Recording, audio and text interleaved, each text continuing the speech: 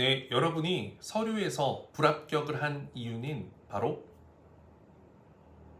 때문입니다. 네, 여러분 안녕하세요. 반갑습니다. 취업준비생들의 멘토, 예비승무원들의 멘토 테디쌤입니다. 오늘 이 장소에서 되게 오랜만에 촬영을 합니다. 최근 채용이 너무 많이 진행이 되어가지고 사실 제가 틈틈이 영상을 촬영했어야 했는데 제가 촬영을 좀 적극적으로 하지 못한 점 양해 부탁드리겠습니다. 그래도 최근에 이제 서류 탈락자 많이 나와가지고 많은 분들이 좀 고심도 하고 내가 이거 계속 할 수 있을까? 면접장이라도 좀 가보면 좋을 텐데 이런 생각을 하시는 분들이 많을 것 같아서 제가 이 서류에 대한 좀 속 시원한 팩트 기반에서 좀 여러분들이 납득할 수 있을 만한 내용을 좀 들고 왔으니까요. 여러분들 뭐 믿고 안 믿고는 본인의 선택이지만 이렇게 실제 평가가 되고 있기 때문에 여러분들이 부족한 점을 좀 찾아서 채우기 위한 어떤 계기로 생각을 해주시면 좋을 것 같습니다. 일단 이제 채용 전형에서 서류 또한 인사 영역의 하나라고 생각이 들거든요. 인사평가 들어보셨을 텐데 이제 특정 직원이 입사 후에 했던 모든 어떤 활동들이 데이터화가 되고 이러한 점이 평가, 점수화가 되게 됩니다. 그래서 인턴에서 정규직이 되는 분, 안 되는 분 갈리기도 하고요. 해마다 진급의 대상이 되지만 누락이 되는 분, 진급이 단번에 되는 분 이렇게 결과가 달라지게 되죠. 저는 서류 전형도 모든 부분이 점수화가 된다는 것을 여러분들에게 말씀드리고 싶습니다. 단순히 서류를 보고 합격, 불합격 이렇게 하는 것이 아니라 각 항목들마다 철저하게 점수화가 되고 그 종합적인 점수로 인해서 여러분들이 합격, 불합격 이렇게 나뉘게 된다는 겁니다. 서류라는 것은 그래서 단 하나의 영역으로 합격, 불합격이 결정되는 것이 아니라 종합적이다라는 것을 말씀을 좀 드리고 싶고요. 하지만 예외적인 케이스가 분명히 있다라는 것 또한 여러분들이 알고 계셨으면 좋겠습니다. 특정 부분이 너무 뛰어난데 이 부분이 회사의 니즈가 있어서 합격을 시킬 수도 있고요. 자기소개서가 너무 괜찮아서 이것만 보고 다른 게 부족하지만 합격시킬 수도 있을 겁니다. 왜냐면 일단 사람이 하는 영역이기 때문에 예외적인 케이스들이 있고 이걸 평가하는 사람마다 중요하게 생각하는 기준치가 가중치가 달라질 수는 있지만 기본적인 틀은 동일하다라고 생각하시면 되겠습니다. 일단 저는 여러분들이 이제 이력서에 작성하게 되는 순서들을 생각해 보시면 그것도 하나하나 다 점수화가 된다고 생각해 보시면 될 것 같습니다. 우선 가장 먼저 나이입니다. 나이도요, 회사마다 정하는 기준이 다 다르겠지만 모든 나이가 동등하게 점수화가 되는 것은 아닐 겁니다. 30대부터 20대 후반, 20대 중후반, 20대 중반, 20대 초중반 이렇게 나이가 어리다고 해서만 점수가 높은 건 아닐 것 같고요. 이제 특정 구간마다 이 점수가 어느 정도 달라진다라는 것은 여러분들이 알고 계셔야 합니다. 실제로 결과적인 부분으로 말씀을 드리면 20대 후반 28, 9 친구들보다는 25, 6의 합격자들의 비율이 훨씬 더 많잖아요. 그 훨씬 더 많은 이유가 이런 나이 또한 점수화가 된다라는 것을 대입을 해보면 어느 정도 납득이 가능할 것 같습니다. 물론 나이가 많다고 해서 서류에 절대적으로 탈락하는 것은 아니고 늘 계속 이야기하고 있지만 모든 영역의 종합적인 평가를 통해서 합격을 하기 때문에 특정 성적이 굉장히 낮은 사람도 합격을 할 수가 있을 것이고요. 또 나이가 굉장히 많은데도 서류 합격을 하는 사례가 나오게 되는 것이라고 알고 계시면 되겠습니다. 자, 두 번째는 학교와 전공입니다. 일단 서류 합격에 유리한 전공들을 좀 말씀드려 본다면요. 일단 첫 번째로 항공 서비스와 관련된 전공을 한 자들이 사실 서류 합격이 일반 학과보다는 잘 되는 게 사실입니다. 하지만 사실상 이 항공과라는 게 워낙 많기 때문에 이것 또한 학교에 따라서 어느 정도 이 점수의 차이가 발생할 수 있습니다. 이걸 적용시키는 것이 모든 항공사에서 하는 것은 아니겠지만 사실상 이 학교에 따라서 점수가 달라질 수 있다는 점 여러분 인지하고 계셔야 되고요. 그리고 전공을 보았을 때 이제 항공 관련된 전공자들 굉장히 서류 합격 많이 하죠. 그리고 이제 두 번째로 많이 합격하는 전공이 어문 계열입니다. 중국어 학과, 일본어 학과 등등등 특정 언어를 전공한 학과가 또 서류 합격률이 굉장히 높고요. 그 이후를 살펴본다면 국제 무엇 무엇이라고 적혀져 있는 학과들도 서류 합격률이 꽤 높은 편입니다. 그리고 제가 봤을 땐 안전 업무와 직결되는 전공을 가진 분들이 있죠. 그런 분들도 서류가 합격이 잘 되는 편이에요. 응급구조학과, 경찰행정학과, 간호학과 등등등 이렇게 좀 안전과 직결된 학과를 전공 수료한 졸업한 분들도 서류 합격을 많이 하는 편입니다. 그리고 그 다음이 어떻게 보면 예체능, 체육계열, 미술 계열 이런 분들인 것 같고요. 그리고 아무래도 공대나 컴퓨터 관련된 전공을 하신 분들, 좀 이렇게 좀 직무와 전혀 동떨어진 전공을 한 분들의 경우에는 사실상 서류 합격의 기회가 일반적인 이 서비스 관련 어문 계열 전공보다는 확실히 낮은 것이 사실입니다. 그래서 스펙이 어느 정도 갖추어져 있지만 서류 탈락을 하는 경우가 조금 많을 수 있다는 것은 감안하고 준비를 해주시는 게 좋고요. 그렇다고 해서 전혀 서류 합격이 안 되는 게 아니라 그 확률과 비율이 조금 낮다라고 알고 계시면 되겠습니다. 그래서 한번 생각해 보시면 이제 서비스 관련된 전공, 그리고 어문 계열, 국제 관련된 전공, 그리고 안전 관련된 전공, 그리고 또 예체능 계열, 그리고 나서 사회과학, 그리고 일반 자연, 그리고 또 뭐가 있을까요? 공대, 공과대 이쪽으로 좀 이제 직무와 관련성이 조금 더 떨어질수록 서류 합격의 기회가 좀 낮아진다라는 거. 그리고 실제 여초학과 있죠? 그 학과의 분들이 서류 합격을 좀 많이 하는 편입니다. 그리고 항공과도 여초 계열이니까 좀 이해가 되실 수 있을 것 같고요. 좀 여초 사회를 경험한 분들, 그리고 사실 대한항공만 하더라도 여대 설명회를 다니고 있잖아요. 그래서 사실 여대 출신의 분들도 서류 합격이 이제 전공과 맞물렸을 때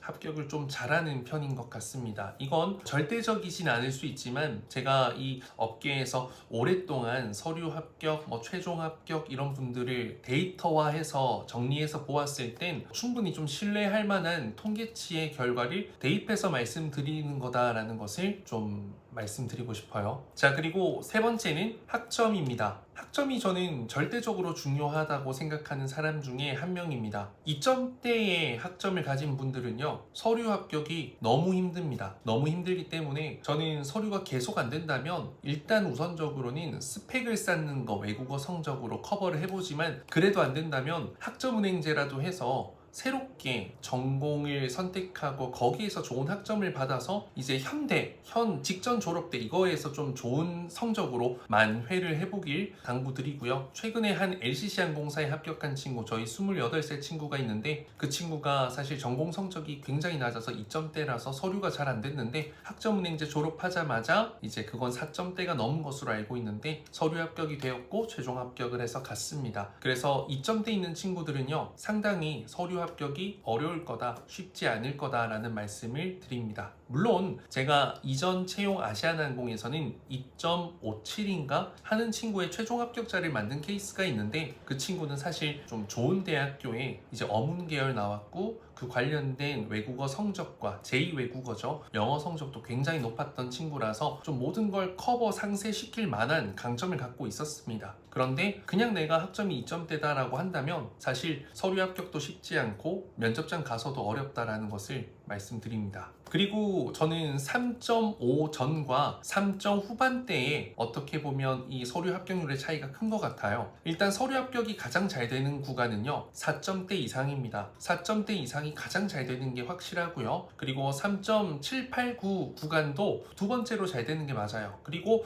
654 여기까지도 나쁘진 않은데 3.321부터는 서류 합격률이 좀 떨어져요. 그리고 2점대부터는 현저히 떨어진다는 것을 확인하실 수 있습니다. 그래서 학점 관리가 중요하고 애매한 포지션, 이것도 등급으로 3구간 정도, 4구간 나눈다고 생각했을 땐 내가 두 번째, 세 번째, 네 번째 구간에 있다면 다른 부분으로 점수를 만회해야 됩니다. 학교와 전공으로는 만회가 어렵기 때문에 나이도 만회가 어렵죠. 그럼 여러분들이 이제 지금부터는 경력과 스펙, 자격증으로 만회를 하기 위해서 노력해 주셔야 된다는 것을 말씀드립니다. 자, 그리고 네 번째는 외국어 성적입니다. 일단 외국어 성적은 합격은요, 코로나 전과 후가 많이 달라졌습니다. 카톡방 보면 토익 570인데 서류 합격했어요, 610인데 서류 합격했어요, 다 의미 없고 부질없고 아무런 쓸모짝이 없는 소리고요. 제가 봤을 땐 합격자의 스펙만 딱 보시고 그 평균치를 내시는 게 가장 좋습니다. 그리고 최저보다는 평균, 상향, 평준화된 스펙을 봐주시는 게 좋아요. 입사를 하게 되면요, 여러분들 외국어 성적에 따라 등급이 나뉘게 되어 있습니다. 인사평가에 반영이 되는 등급이고요. 항공사마다 다른데요, 대한항공 기준이 조금 더 높고요, 아시아나항공 기준으로 보았을 땐 870점 플러스 AL, 정확하진 않습니다. 이 두 가지가 모두 충족이 되면 A 등급이라고 치고요, 800에서 그 860, 70까지, 그리고 뭐 IH 정도 되는 구간은 B 등급, 그 밑으로는 C 등급, 이렇게 회사마다 등급 구간이 다 다를 겁니다. 아마 저는 그게 이 서류 전형에도 적용될 확률이 크다라고 생각을 합니다. 그래서 예전에는 외국어 성적이 낮은 최종 합격자들도 많았지만 지금은 그렇지 않고 좀 성적이 많이 상향 평준화가 됐다. 코로나 2년 동안 발전된 스펙이 실제 최종 합격 결과로 많이 나타난다는 것을 말씀드리고 싶고요. 이건 테디쌤 네이버 블로그 합격 후기 섹션에 가거나 인스타그램 테디쌤 하이라이트 구간 보면요, 땡땡항공 몇 명 합격 이렇게 하이라이트가 다 있는데 거기 들어가 보시면 합격자들의 스펙과 상세 후기가 나와 있을 겁니다. 그거를 참고하시면 좀 합격자들의 평균 추이를 보실 수 있을 것 같고요. 회사마다 사실 분위기가 다르긴 하지만 그냥 종합적으로 보았을 땐 800점대 후반 그리고 AL 이 두 개가 같이 있으면요, 높은 등급이라고 생각할 수 있을 것 같고요. 800점대 초중반과 IH 이렇게 되면 두 번째 등급, 700점대와 IH 뭐 세 번째 등급, 이런 식으로 회사마다 다르기 때문에 절대적인 기준치를 두긴 어렵지만 여러분들이 생각했을 때 이제 이 스피킹 AL이라는 성적과 이제 토익 성적 800 후반 900대 이런 부분에 있다면 이제 외국어 스펙으로는 점수가 마이너스가 되진 않을 거다. 그리고 800 초반 IH 이렇게 되었을 때는 첫 번째 1등 A 등급의 구간은 아니게 될 거다. 800 후반 900 초반 이상의 이제 AL이 있을 때 첫 번째 구간이 될 거다라고 생각하시면 되고요. 제가 생각했을 땐 평균적으로 800 이상의 IH 이상이 된다면 서류 합격을 하는데 마이너스가 되는 부분은 아닐 것 같아요. 750 이상 IH도 그 정도 구간이 될 것 같은데 여기에서 IM 1, 2, 3 혹은 뭐 700 중반 후반 밑으로 떨어지게 되는 성적 구간에서는 저는 서류 전형에서 플러스가 아닌 마이너스가 되는 구간으로 좀 전환되는 포인트다라고 생각을 합니다. 그래서 제 수업은 750점 이상 또는 IH 둘 중에서 한 개는 좀 갖고 준비된 상태에서 시작해서 병행해서 조금 더 올리자라는 주의거든요. 그래서 합격자 후기들을 보시면 저희 학생들은 합격 스펙의 어떤 외국어 성적이 그리 낮은 친구들이 많지는 않을 겁니다. 제가 그래도 전직 영어 토익 강사 출신으로서 이런 부분들을 푸시를 많이 하고 있습니다. 그리고 확실한 건 HSK 5급, 6급, 그리고 JLPT, N1, N2 등 제2외국어나 특수언어에서 자격증을 갖고 그 성적도 사실 점수화가 되거든요. 물론 시스템상 반영이 안 된 것도 있을 겁니다. 하지만 일본어, 중국어 같은 경우에는 이제 제가 앞서 말씀드린 등급 이상을 갖고 있는 분들은 반드시 플러스 알파가 되고 서류 합격에 굉장히 많이 도움이 됩니다. 영어가 좋은데 이 제2외국어까지 하나 있다라고 한다면요, 서류에선 합격할 확률이 굉장히 높고 나이가 많더라도 최종 합격할 확률이 꽤 있습니다. 저희 31살 친구도 영어 성적 나쁘지 않은데 N1, 즉 일본어를 잘하는 친구였고요. 30살 친구의 합격자의 경우에도 영어 성적 나쁘지 않았고요. 중국어가 있는 경우가 많았습니다. 20대 후반도 마찬가지고요. 그래서 지금 시간적 여유가 있는 분들은 제2외국어를 함께 병행하는 것을 추천드리고요. 결국에는 영어가 가장 중요한데 여기에 제2외국어까지 받쳐준다면 서류와 면접 모든 부분에서 굉장히 유리해진다라는 점을 말씀 또 강조드리고 싶습니다. 자, 그리고 다섯 번째는 경력입니다. 사실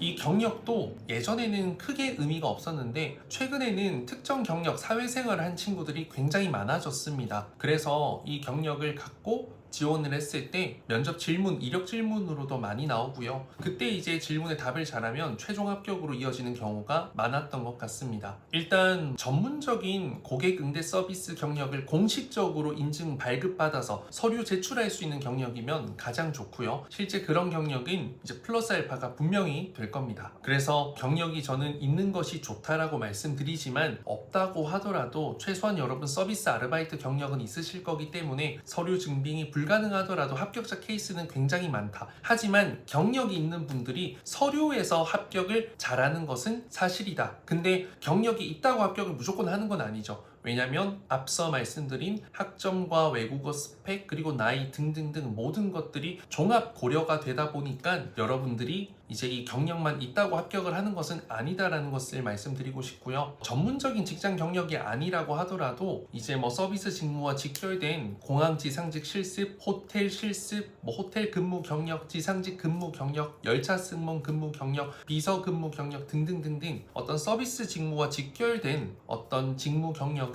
플러스가 되면 플러스가 되지 마이너스는 아니다라는 것을 말씀드리고 싶어요. 학점도 애매한데 나이도 애매한데 전공도 애매한데 스펙도 애매한데 경력조차 없다? 그러면 서류 합격하기가 어렵다라는 것을 말씀드립니다. 그리고 6번째는 자격증입니다. 자격증도 이전에는 중요하지 않았지만 지금은 굉장히 많이 중요해진 부분 중에 하나입니다. 서류 합격을 잘하는 친구는요, 최근 뭐 서비스나 안전이나 특정 고객 응대, 특정 안전 관련된 부분, 이 자격증을 고루 갖추고 있는 경우가 많습니다. 여기에서 흔히 우리가 서비스하면 뭐 CS, 그리고 CS 리더스, SMAT 이런 것을 생각하실 수 있지만 이미 이런 부분들은 한물간 자격증이고 사실상 그리 중요치 않다는 것을 면접관도 잘 알고 있습니다. 그래서 좀 면접관의 입장에서 궁금할 수 있는 자격증인데 이 직무와 직결되는 자격증이 있죠. 이런 것들을 여러분들이 추가 취득하시면 엄청나게 서류 합격하는 데에도 면접장에서 주목을 받는데도 실제 면접에서 합격을 하는데도 반드시 도움이 될 거라고 생각합니다. 예를 들어서 수어 자격증 있죠. 이 자격증 취득하는 게 물론 어렵고 시간이 많이 들어가지만 이 자격증을 여러분들이 취득을 하게 된다면 사실상 이 시간은 많이 걸렸지만 서류 합격에서도 면접에서도 엄청나게 메리트가 될 수밖에 없죠. 물론 시간이 많이 걸리기 때문에 취득하기 어려운 것은 알고 있습니다. 하지만 이런 자격증 또 안전에 있어서도 뭐 응급구조와 관련된 전문 자격증 응급처치 말고 그리고 수상인명 구조사 자격증이 있다. 물론 이건 전공자여야만 하는 것으로 알고 있긴 해요. 그만큼 안전에 특화된 특정 장애인 고객 응대에 특화된 어떤 특정 고객층에 특화된 뭐 사회복지사 관련 자격증, 뭐 심리 관련된 자격증 등등등등 이런 직무와 직결될 수 있는 자격증을 갖고 계시다면요, 서류 합격할 확률이 많이 높아지고, 그렇지 않다 하더라도 컨셉을 잡고 서비스 전문가, 다양한 연령대 고객 응대 전문가, 안전 전문가 이런 컨셉을 잡고 자격증을 취득해 두신다면 이 또한 서류 합격에 굉장히 많은 도움이 될 뿐더러 면접에서도 합격하는데 많은 어떤 터닝 포인트, 킬링 포인트가 될 거라고 생각합니다. 자, 마지막으로 이제 저는 자기소개서를 말씀을 드리고 싶습니다. 하지만 제가 봤을 때 서류 합격에서 앞서 말씀드린 것보다 자기소개서가 더 중요하다고는 절대 생각하지 않습니다. 많은 항공사들이 자기소개서를 물어보는 이유는요, 면접장에서 여러분들에게 질문을 할 수 있는 포인트들을 쉽게 찾고 잡기 위해서이지 단순히 글을 잘 썼다고만 합격을 시키기에는 어려워요. 하지만 이 자기소개서 또한 여러분들 점수화가 되는 항목 중 하나이고, 이 점수에서 결코 마이너스가 되어서는 안 됩니다. 너무 뻔한 말, 맞춤법, 문법 다 틀리고 또 케빈 승무원인데 객실 승무원이라고 한다든지 그런 부분들 지켜주시는 것부터 해서요, 성의 자체가 아예 느껴지지 않는 자소서, 이런 부분들은 서류 탈락의 원인이 될 수 있습니다. 그리고 자기소개서가 중요한 항공사라서 그 자기소개서를 읽게 된다면 모든 지원자들의 자기소개서를 읽는 것은 아니고요, 특정 뭐 스펙이나 이런 것을 필터링을 통해서 이제 선정된 사람들만 이제 자소서 평가를 해서 서류 합격으로 넘어가게 될 겁니다. 그렇기 때문에 각 영역마다 주는 점수와 구간들이 분명히 있다는 것을 알고 계시고, 여기에서 내가 전부 다 강점인데 탈락을 했다면 이건 말로 설명할 수 없는 케이스일 거예요. 그리고 전부 다 부족했는데 합격했다면 정말 운이 좋고 하늘이 도와준 거죠. 근데 최소 특정 전공, 뭐 특정 나이대 이런 포인트들은 있을 겁니다. 항공사가 이번 채용에서는 조금 나이를 높게 뽑읍시다. 이번에는 좀 낮게 뽑읍시다. 이번에는 서비스 관련된 전공자들 뽑읍시다. 이번에는 4년제 위주로 뽑읍시다. 이런 컨셉들이 매 채용마다 있을 거란 말이에요. 인사 니즈죠. 그렇기 때문에 그때마다 달라질 수 있지만 여러분들 이 영상을 다 보신다면 이해를 하고 받아들이신다면 어떤 부분을 채워나가는 것이 결국에는 서류 탈락의 그 확률과 비율을 줄이기 위한 과정이다라고 좀 납득을 하실 거라고 생각합니다. 정말 있는 그대로 말씀을 다 드렸거든요. 이런 부분들이 좋게 들리진 않으실 수도 있을 거예요. 결국에는 공부해야 되고 번거로운 과정이니까요. 하지만 그걸 해냈을 땐 훨씬 더 기회가 많고 합격할 확률이 높아지는 것은 이건 팩트입니다. 그 누구도 반박할 수 없습니다. 이상 테디쌤이었고요. 앞으로도 좋은 정보, 팩트 위주의 정보들을 통해서 여러분들에게 좋은 이야기들 들려드리도록 하겠습니다. 감사합니다.